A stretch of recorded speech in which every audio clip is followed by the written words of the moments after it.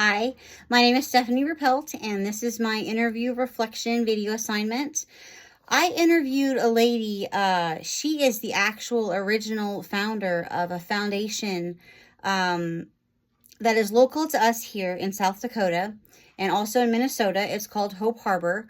Hope Harbor is it's in Marshall, Minnesota, which is where the girls' home is, and in Parker, South Dakota is the boys' home. It is a Christian counseling agency for troubled teens, and they reconcile teens back to their family, and it's a nonprofit organization. It's an inpatient facility. The girls' facility is a 6-bed facility, and the boys' facility is a 12-bed facility. And they have counselors and direct care staff there that watch the boys on a regular basis, and they go to school there. And it's about troubled teenagers that have not yet been in trouble with the law. And it brings them through therapy and through the family having therapy individually and with their boys.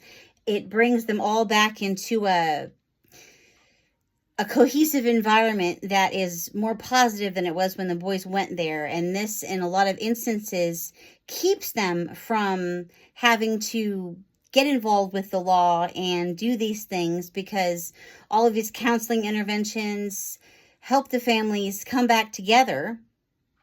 And they have service projects and keep the boys busy throughout the year, teach them to serve and to give back and to just be better citizens and better people. And these counselings that the boys go through and the families go through allow them to address the problems that caused them to have the boys have to go there in the first place, whether it be just behavioral issues, or maybe it's something that can be corrected with medication but the child hasn't been taking it, or in other words, not extremely serious things like suicide and things like that, and mental health conditions like schizophrenia. They can't do all of that. They're not that kind of facility. But they do like depression, anxiety, mental health issues like that, just not the real more serious ones. And it just allows the boys to come back. Well, I say boys because I have experience there, but the girls too. It allows the teens to come back to their family and work through things, and it gives them new tools and skills that just teach them a lot more than they would have known with just their parents, or maybe they're having problems listening to their parents. Maybe they have ODD or something like that, and they would just do better to learn life skills from a facility because they're not listening to their parents or their teachers. There's so many different circumstances and situations that would prompt a family to try inpatient therapy versus outpatient, because perhaps outpatient hasn't worked, and inpatient therapy might be the way for them to go. So I love the fact, like I said, we have experience with them personally as a family. I love the fact that they are a Christian facility and that they're out for the good of the child to grow their faith, as well as teach them tools to deal with life and the family problems at home and just, everyday normal things. So the lady that I talked to, her name is Karen Weiner, and she is actually the original founder of Hope Harbor. The girls' home started first. So the girls' home actually used to be her and her husband's house. So they turned it into a facility, and they ended up actually moving to South Dakota because the home for the girls is in Marshall, Minnesota. So the girls are there, and that's a 6-bed facility, and they've got a site director and a teacher and a counselor and direct care staff that take care of the girls. So I did not ask her this, but I believe it was, if knowledge is correct, probably 3 or 4 years after the girls' home was situated and set up, they ended up buying a totally different type of facility in Parker, South Dakota, and this is for the boys. This is actually a 12-bed facility, 6 rooms, 2 beds to a room. And it's run the same way: a site director, a teacher, direct care staff, a problem coordinator. It's a different type of facility. It was originally an older folks assisted living, and they turned it into a home for the boys. So it's just such a blessing, and the people are wonderful, godly people that care, and we're so thankful.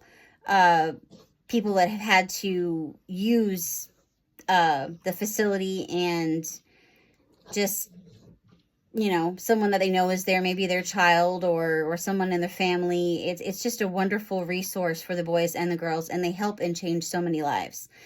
So Karen is the original founder, her and her husband Alan, and they're just wonderful, godly people. So I was talking to her these days about her job duties because things have changed. She is older now, and no longer really does the day-to-day care, every single day for them, but she still is very actively involved. And she and her husband, like I said, provided the house for the girls, which was originally their house, and later on they bought the facility for the boys.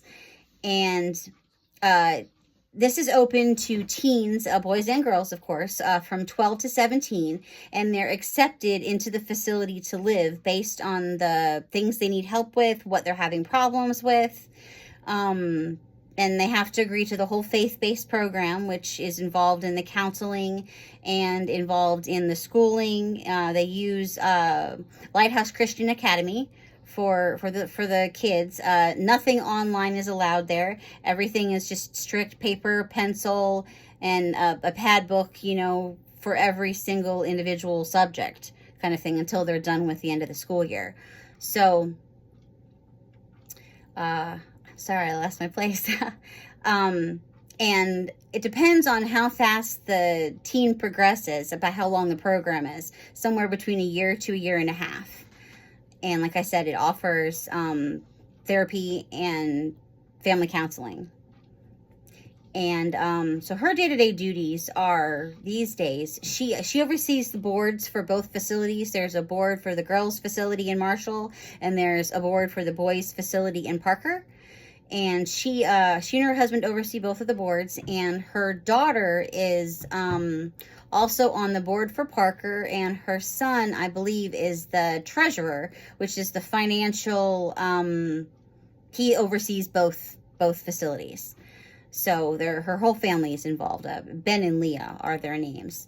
And her and her husband, aside from overseeing the board and problems that they may have and concerns in board meetings, she and her husband are part of the prayer team, and they come together and spend time and pray with the boys and the girls.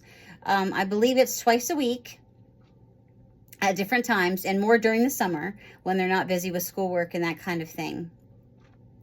And they also pray with the families. So it's set up in different tiers, like a different tier system, like tier 1, tier 2, and tier 3. So tier 3 is you're pretty close to going home. So they start to work with the family a little more, and what do you need help with, and what can we help you pray with, and the family has all their phone numbers and things, so they're, you can get in contact with them whenever you need to. They're very loving, very caring people, and her and her husband, I'm telling you, oh my goodness, these people can pray down, I don't even know. They're wonderful. Okay, sorry. Moving on. What does she find fulfilling? Karen was abused as a child, and when I say abused, I mean physically, sexually, mentally, you name it. And she just came from a difficult family situation and had no hope. And she wanted to be able to give that back to teens that were also going through the same thing. And she loves helping people, and especially teens that are having a hard time in life, because that was a time in her life where she had nobody.